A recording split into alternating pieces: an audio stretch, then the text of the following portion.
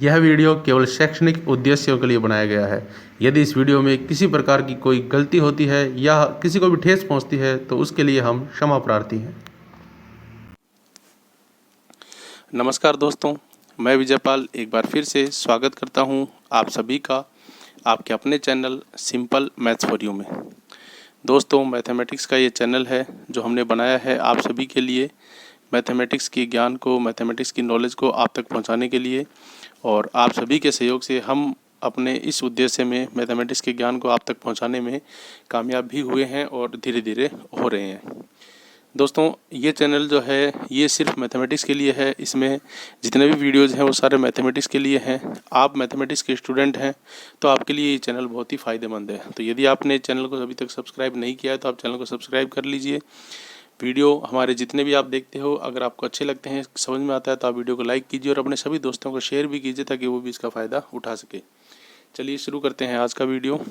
आज हम देखेंगे जो सीरीज़ हमारी चल रही है कोऑर्डिनेट ज्योमेट्री, उसी सीरीज़ के वीडियो हम आज देखेंगे। कोऑर्डिनेट ज्योमेट्री के हमने 10 जो लेसन हैं वो पहले देख लिए हैं। कोऑर्डिनेट ज्योमेट्री 10 लेसन हमने पहले देख लिए हैं। आज हम करेंगे लेसन नंबर 11। पिछले 9वें और 10वें लेसन में हमने अंतः केंद्र, परिकेंद्र, बहिष्केंद्र इनके बारे में पढ़ा था। पिछले वीडियो में हमने अंतः केंद्र और बहिष्केंद्र के जो कोऑर्डिनेट्स फॉर्मूले थे उनके बारे में पढ़ा था। आज हम पढ़ेंगे परिकेंद्र और लंब केंद्र। परिकेंद्र और लंब केंद्र, इनके बारे में, इनको पहले अच्छी तरीके से समझेंगे, फिर इनके जो कोऑर्डिनेट्स निकालने का फॉर्मूला है उसको हम देखेंगे। ठीक है, बहुत ही इंपॉर्टेंट टॉपिक है कोऑर्डिनेट का, ध्यान से देखना आप। परिकेंद्र और लंब केंद्र। परिकेंद्र को बोलते हैं हम सर्कम सेंटर, यानी जो सर्कम सर्किल का सेंटर होता है वही। और लंब केंद्र को हम बोलते हैं ऑर्थो सेंटर, यानी जो लंब होते हैं उनका सेंटर। अब हम देखते हैं इनको एक एक करके। सबसे पहले हम देखते हैं परिकेंद्र। परिकेंद्र इंग्लिश में इसे बोलते हैं सर्कम सेंटर। आप इंग्लिश और हिंदी दोनों में याद रखना, चाहे आप इंग्लिश मीडियम से हो चाहे हिंदी मीडियम से हो, आप दोनों नाम याद रखना, क्योंकि जो एग्ज़ाम में या कंपटीशन एग्जाम में जो क्वेश्चन आता है वो दोनों लैंग्वेज में आता है। और अगर आपको दोनों लैंग्वेज में पता है तो आप इजीली उसको हैंडल कर सकते हो। ठीक है, और जो हायर लेवल की बुक्स आती है वो इंग्लिश में आती हैं, इसीलिए आपको इंग्लिश और हिंदी दोनों के बारे में पता होना चाहिए। सर्कम सेंटर या परिकेंद्र, क्या होता है परिकेंद्र? देखो, परिकेंद्र हम यूँ समझ सकते हैं, आप इसको परिगत वृत्त का केंद्र भी बोल सकते हो। क्या बोल सकते हो? परिगत वृत्त का केंद्र।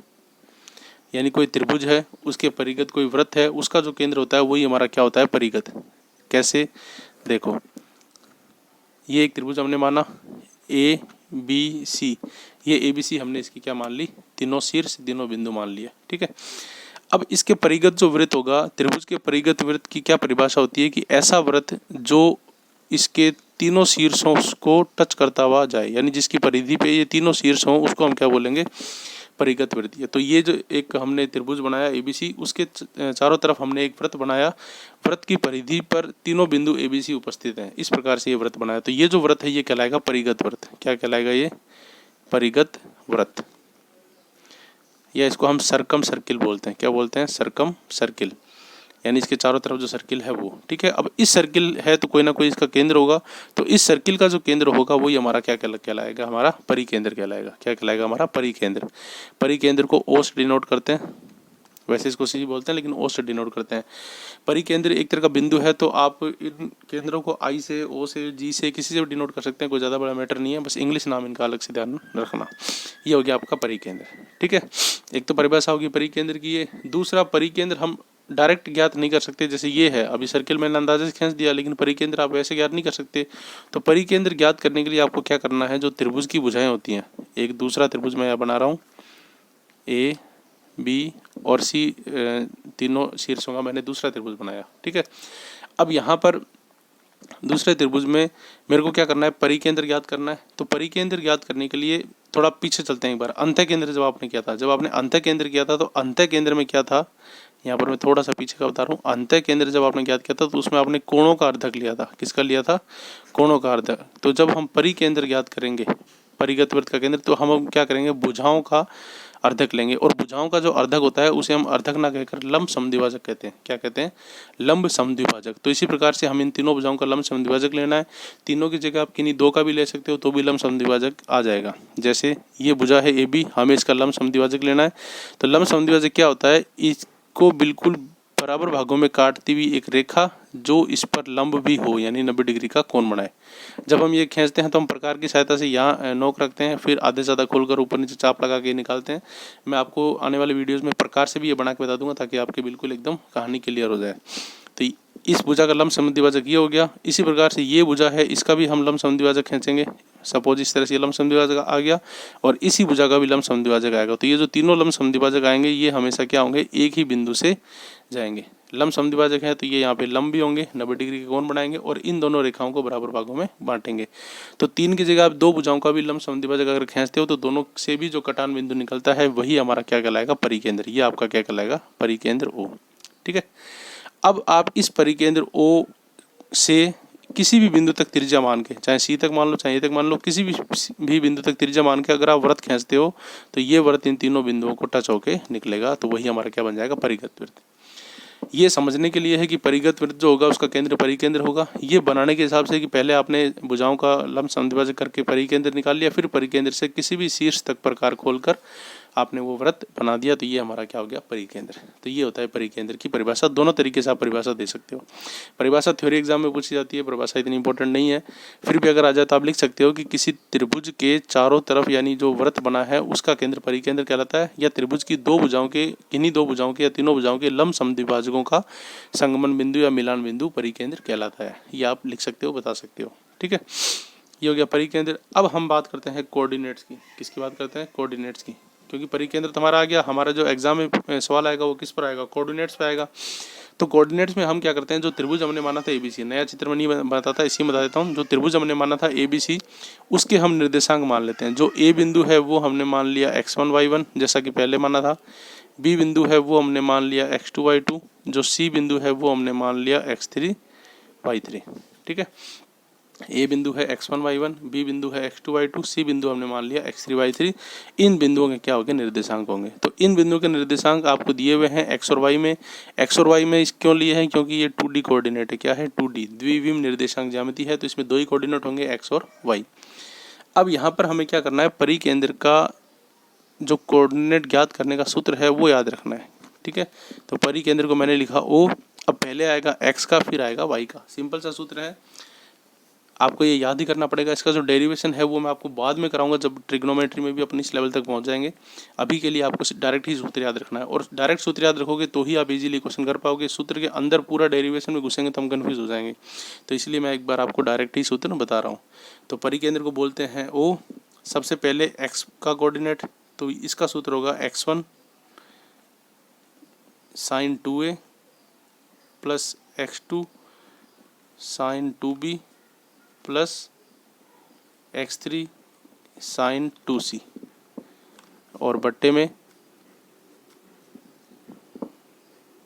sin 2a plus sin 2b plus sin 2c। ये आपके x कोऑर्डिनेट का फॉर्मूला है। ठीक है, देखो x1 x2 x3 शुरू में है, पीछे sin 2a sin 2b sin 2c, नीचे भी sin 2a sin 2b sin 2c, और बीच में दोनों में प्लस का निशान। ये है सूत्र।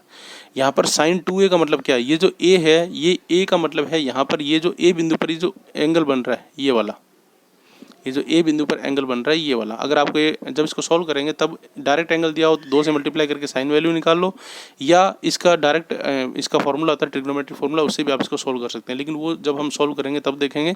अभी के लिए आप डायरेक्ट याद रखो sin 2a sin 2b sin 2c, आगे x1 x2 x3 लग गया, बीच में प्लस लग गया, और बट्टे में sin 2a plus sin 2b plus sin 2c ये लग गया। ठीक है, अब यहाँ पर एक बात ध्यान रखना, ये जो A है ये कोण है, जिस भी बिंदु पर बना हुआ है A पर बना हुआ कोण है तो ये, B पर बना हुआ कोण है तो B, C पर बना हुआ कोण है तो C। इसका मल्टीप्लाई करना है 2 से, फिर आपको साइन की वैल्यू रखनी है। तो ये हो गया x का x कोऑर्डिनेट। अब जब y का करेंगे तो y में भी सेम यही आएगा, बस x की जगह क्या आ जाएगा? y आ जाएगा। तो ये आ जाएगा y1 sin 2a plus y2 sin 2b plus y3 sin 2c, और बट्टे में क्या आ जाएगा? बट्टे में वही जो उसमें था sine 2a plus sine 2b plus sine 2c। तो ये x कोऑर्डिनेट, ये y कोऑर्डिनेट और ये x y कोऑर्डिनेट को पूरा मिलाएंगे तो ये किसका सूत्र बन गया, परिकेंद्र का। तो इस प्रकार से परिकेंद्र के कोऑर्डिनेट ज्ञात करने का सूत्र ये बनता है। ठीक है, आया समझ में। एक दो बार आप इसको लिखोगे, एक दो बार पढ़ोगे तो ये आपके बिल्कुल कंठस्थ हो जाएगा, कोई ज़्यादा कठिन नहीं है। बस थोड़ा सा इसमें जो इसके जो स्टाइल है वो आपको याद रखनी है कि x1 x2 x3 y1 y2 y3 तीनों के साथ sign 2a sign 2b sign 2c बट्टे में sine 2a plus sine 2b plus sine 2c, ये आपको ध्यान रखना है। ठीक है, तो ये हो गया हमारा परिकेंद्र। अब हम एक और आज की वीडियो में देखना है लंब केंद्र। लंब केंद्र को और देख लेते हैं, ये भी इम्पोर्टेंट है। लंब केंद्र, लंब केंद्र को बोलते हैं ऑर्थो सेंटर। क्या बोलते हैं, ऑर्थो सेंटर। अब देखते हैं लंब केंद्र क्या होता है। देखिए, लंब केंद्र का मतलब है जो लंब डालेंगे उनका केंद्र, नाम से ही पता लग रहा है। ये हमने बनाया एक त्रिभुज, कैसा भी हो सकता है, समकोण त्रिभुज हो सकता है, न्यून कोण अधिक कोण कैसा भी हो सकता है। ये हमने बनाया एक त्रिभुज। हम क्या करेंगे, किसी भी शीर्ष से उसके सामने वाली भुजा पर लंब डालेंगे। ये एक लंब डाला, ये एक लंब डाला और ये एक लंब डाला। तो जो तीनों लंब होंगे उन लंबों का जो केंद्र बिंदु होगा, जो संगमन बिंदु होगा, वो क्या कहलाएगा, लंब केंद्र। ठीक है, ये आपका हो गया लंब केंद्र। लंब केंद्र को हम H से दर्शाते हैं, लेकिन ये एक बिंदु है तो आप O भी लिख सकते हो, I भी लिख सकते हो, कैसे भी लिख के तो किसी भी बिंदु से दर्शा सकते हो। वैसे लंब केंद्र को क्या किससे दर्शाते हैं, H से। ठीक है, तो लंब केंद्र क्या हो गया, किसी त्रिभुज के शीर्ष से सामने की भुजाओं पर डाला गया लंब। किसी त्रिभुज के शीर्ष से सामने की भुजा पर डाला गया लंब जो होते हैं तीनों, उनका जो मिलान बिंदु होता है उसे हम क्या बोलते हैं, लंब केंद्र बोलते हैं। ठीक है, ये हो गया लंब केंद्र। अब हम लंब केंद्र में देखते हैं कि लंब केंद्र ज्ञात करने के कोऑर्डिनेट्स क्या होते हैं। ठीक है, यानी क्या सूत्र है जिससे हम लंब केंद्र के कोऑर्डिनेट्स को ज्ञात कर सकते हैं। लंब केंद्र को बोलते हैं हम H। लंब केंद्र को हम क्या बोलते हैं, H। तो लंब केंद्र ज्ञात करने के लिए वही है, जो A बिंदु है इसको हमने मान लिया, इसके कोऑर्डिनेट मान लिए x1 y1। जो B बिंदु है इसके कोऑर्डिनेट्स हमने मान लिए x2 y2 और जो C बिंदु है इसके कोऑर्डिनेट्स हमने मान लिए x3 y3। ठीक है, A बिंदु के x1 y1, B बिंदु के x2 y2 और C बिंदु के x3 y3 कोऑर्डिनेट हमने मान लिए। अब इन कोऑर्डिनेट्स को मानते हुए हम क्या करेंगे, लंब केंद्र की परिभाषा निकालेंगे। उसके कोऑर्डिनेट निकालेंगे। तो लंब केंद्र के जो कोऑर्डिनेट होते हैं वो आपको ध्यान रखना है।